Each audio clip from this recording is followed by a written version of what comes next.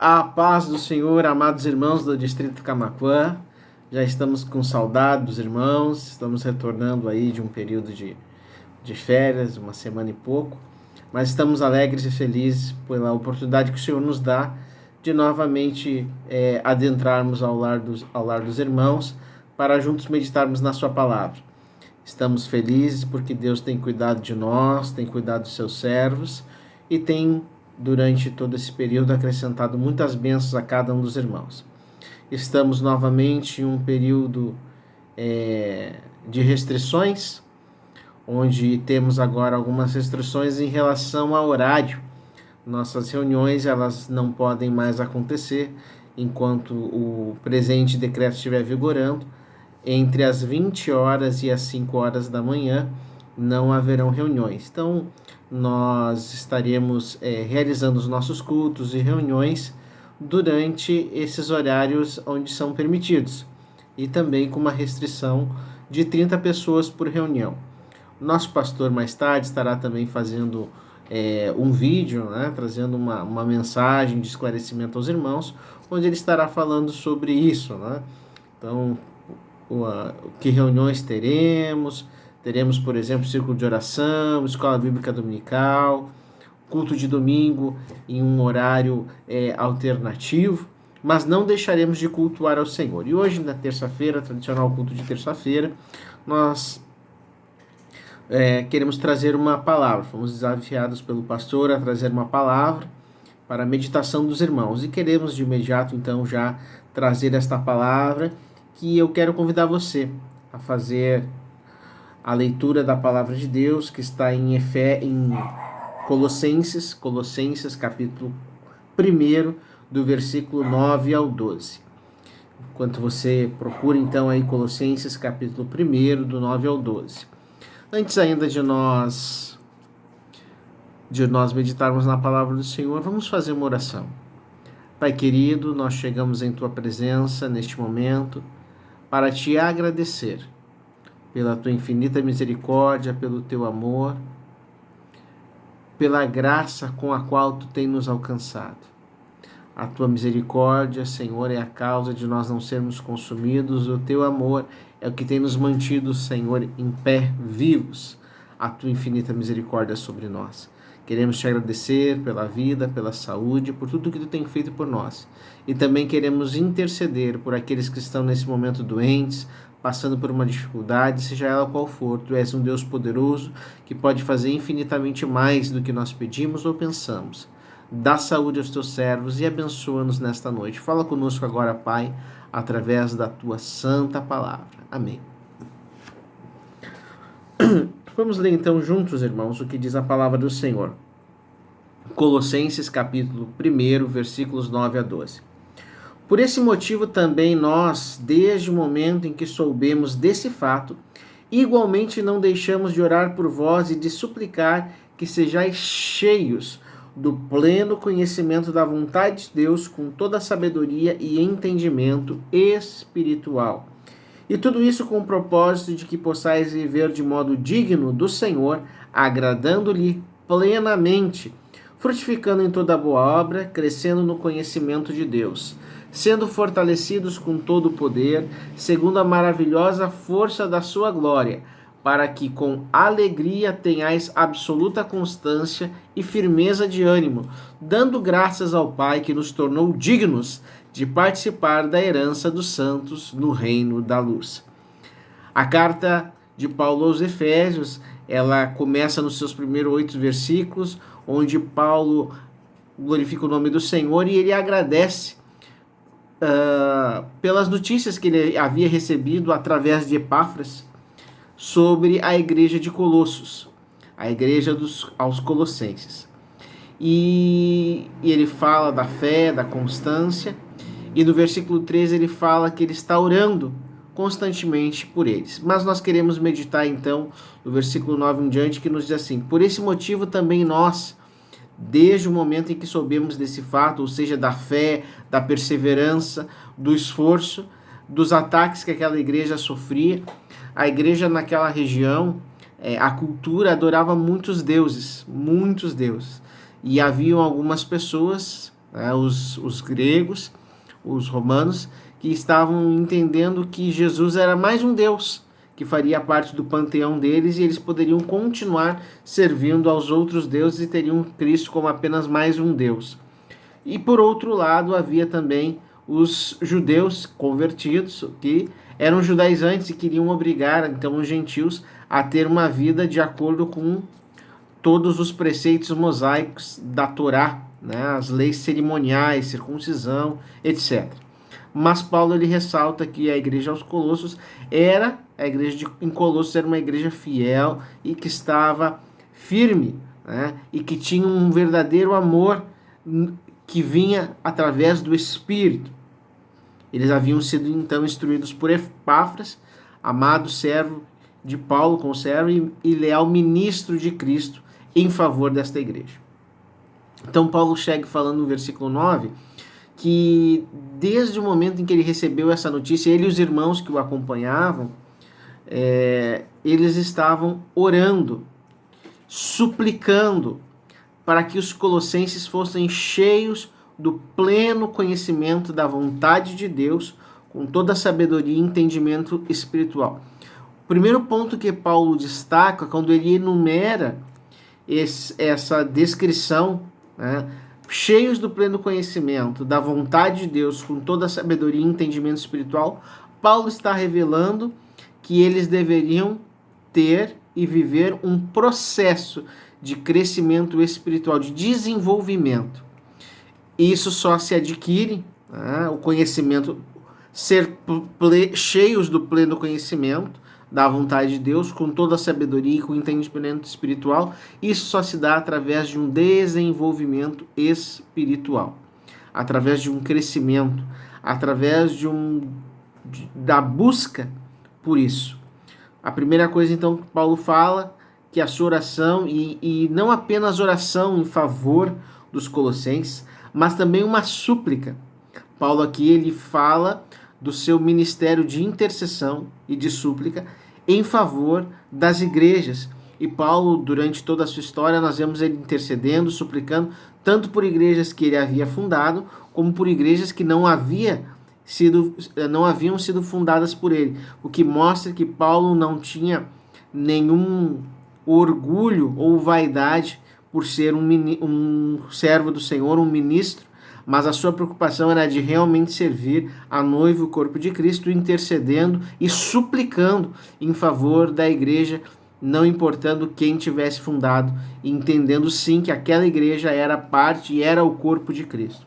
Então Paulo ele ora e suplica para que os colossenses fossem cheios do pleno conhecimento. Aqui a palavra pleno fala de plenitude. Não é um conhecimento raso, não é um conhecimento pela metade, não é um conhecimento em parte, mas é um conhecimento que busca ser pleno, ter plenitude, ser completo, ser inteiro. E que conhecimento esse? É o conhecimento da vontade de Deus. Paulo entende e reforça em seus Colossenses que o que mais deve ser buscado é um conhecimento pleno da vontade de Deus.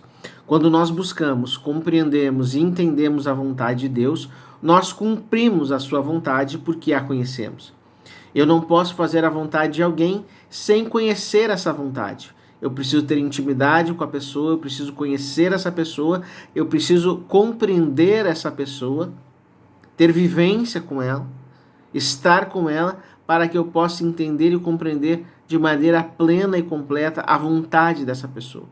É como uma criança, né, que ainda está aprendendo a falar. Ela não consegue se expressar muito bem e ainda não consegue entender de forma clara as expressões que lhe são dirigidas. Mas quanto mais ela cresce, quanto mais ela convive, quanto mais ela utiliza, ela faz uso da comunicação, melhor é a compreensão e o diálogo entre ela e os seus pais, por exemplo. Assim é o nosso relacionamento com Deus. Assim é o que Paulo fala à igreja aos Colossos, que eles devem buscar um conhecimento pleno da vontade de Deus. Porque ao conhecer de forma plena, eles poderiam viver de acordo com essa vontade. E como diz lá a palavra, a fim de que nós possamos experimentar a boa, perfeita e agradável vontade de Deus. Para que nós possamos experimentar, precisamos ter conhecimento pleno dessa vontade. Quando nós não conhecemos de forma plena a vontade de Deus, nós erramos o caminho, nós nos perdemos, nós damos voltas desnecessárias, nós fazemos tentativas improdutivas. Mas quando conhecemos a vontade de Deus de forma plena, nós sabemos o caminho, nós não erramos o alvo, mas nós prosseguimos em busca da soberana vocação, até que todos alcancem a estatura de varão perfeito. Em segundo, após suplicar que eles fossem cheios e plenos do conhecimento da vontade de Deus, Paulo também fala que eles tenham toda a sabedoria e entendimento espiritual. A sabedoria fala de ter o conhecimento, ou seja, de buscar, de ler, de estudar, de pesquisar a palavra de Deus, mas não apenas ter o conhecimento. Mas a sabedoria fala de saber aplicar o conhecimento adquirido da melhor maneira possível, da forma correta. Quando nós falamos disso num âmbito espiritual, nós nos referimos à necessidade que nós como cristãos temos de ter, como Paulo tinha, uma vida de oração, uma vida de consagração, uma vida de estudo da palavra de Deus. Não apenas de uma leitura rápida para terminar a leitura, completar um plano de leitura, mas de meditar, de se alimentar, de adquirir conhecimento sobre a palavra de Deus e o importante, deixar que o Espírito Santo, que vive e habita em nós, o nosso Consolador, ele torne a palavra em nós viva e eficaz, eficiente e eficaz. Ou seja, a palavra será aplicada. É o obreiro que maneja bem a palavra da verdade. Louvado seja o nome do Senhor. Com toda a sabedoria, como eu disse, então, sabedoria é aplicar o conhecimento de forma correta. E entendimento espiritual. Aqui fala também de uma compreensão, e como nós estamos estudando nas quintas-feiras na carta aos Efésios, Deus tem nos abençoado nas regiões celestiais com todas as bênçãos espirituais em Cristo. Aqui Paulo repete a questão espiritual. Não que nós devamos espiritualizar todas as coisas, não. Mas a Bíblia diz que o homem espiritual, ele discerne todas as coisas. Nós precisamos ter um entendimento espiritual. Por quê?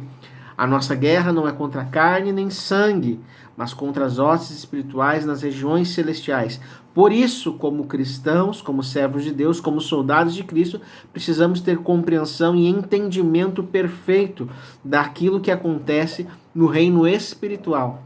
O que há por trás das coisas que nós vemos com os olhos naturais? Qual o sentido espiritual daquele momento que nós estamos vivendo, das coisas que estão acontecendo, das enfermidades, das lutas, das dificuldades que nós enfrentamos? É necessário que se tenha esse entendimento espiritual. Mas, o versículo 10, ele completa a ideia de Paulo quando Paulo diz o seguinte: e tudo isso, ou seja, ser cheio do pleno conhecimento da vontade de Deus, com toda a sabedoria e entendimento espiritual, e o versículo 10, e tudo isso com o propósito de que possais viver de modo digno do Senhor, agradando-lhe plenamente, frutificando em toda boa obra, crescendo no conhecimento de Deus. Então nós precisamos ter tudo isso para que nós possamos viver de maneira digna do Senhor. E é interessante que aqui não é digno no Senhor, mas é do Senhor. Ou seja, que nós sejamos dignos dele, de estar com ele, de estar diante dele, de chegar perante ele. Louvado seja o nome do Senhor. Por quê? Porque nós nos tornamos agradáveis a ele. Como Paulo diz lá na carta aos Romanos: rogo-vos, pois, irmãos, que apresenteis os vossos corpos como sacrifício vivo, santo e agradável ao Senhor. E Paulo, então, nos ensina a igreja aos Colossenses que eles devem buscar todas essas coisas para que eles possam viver de modo digno do Senhor. Para quê? Para lhe agradar plenamente. Mais uma vez, a palavra plenitude, plena, está sendo destacada pelo apóstolo Paulo. A nossa maneira de viver, a nossa vida deve ser uma vida plena. É por isso que o próprio Cristo disse: eu vim para que tenham vida e a tenham em abundância. É esta vida que Cristo tem para mim e para você, uma vida plena, mas devemos buscar o conhecimento, a vontade de Deus, a sabedoria e o entendimento espiritual para que sim, a nossa vida seja plena. E não sejamos como meninos inconstantes, levados pelo vento de qualquer doutrina, como meninos que só podem beber leite e não podem beber algo mais sólido, mas devemos crescer na graça e no conhecimento, prosseguindo em conhecer mais e mais do nosso Deus. Por isso que Paulo diz, frutificando em toda boa obra e crescendo, aleluia, a palavra de Deus é maravilhosa, e crescendo no conhecimento de Deus. Conheçamos e prossigamos em conhecer a Deus. Você tem frutificado? Que tipo de fruto você tem produzido? Você tem frutificado em toda a boa obra? Ou parte das suas obras são boas, outra parte nem tanto? Lembre-se, nossas obras serão provadas pelo fogo. Feno, palha, madeira ou metais preciosos. Louvado seja o nome do Senhor. Você tem frutificado em todas as boas obras, em toda a boa obra? E você tem crescido no conhecimento de Deus? Eu quero deixar apenas esses 2 versículos para você meditar nessa noite. Que nós possamos agradar ao Senhor plenamente, frutificar em toda a boa obra e crescer no conhecimento dele. Chegai-vos a Deus e ele se chegará a vós. Quanto mais nós buscamos, mais nós encontramos. Busque a Deus. Não importa se agora nós estamos longe, mais uma vez por conta dessa pandemia, limitados mais uma vez, de mais uma forma um pouquinho diferente agora, mas não vamos deixar de buscar o pleno conhecimento de Deus, frutificar nele, não importa onde nós estejamos, e dessa maneira crescer no conhecimento pleno de Deus. Que Deus nos abençoe. Logo mais, nosso pastor também estará trazendo uma palavra de esclarecimento para você e para a sua família.